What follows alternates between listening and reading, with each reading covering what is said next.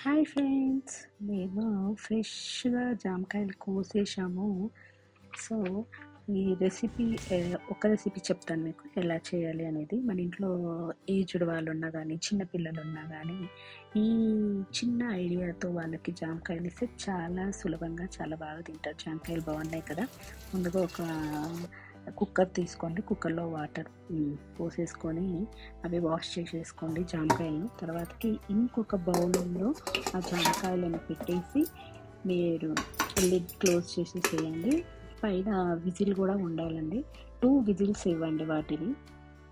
First పెట్టినప్పుడు green కలర్లో ఉన్నాయి కదండి, ఆ విజిల్ 2 విజిల్స్ వచ్చాక మాత్రం అవి పండిపోయిన జామకాయ కలర్లోకి మారుతుంది. చూడడానికి చాలా బాగుంటుంది. చూడండి.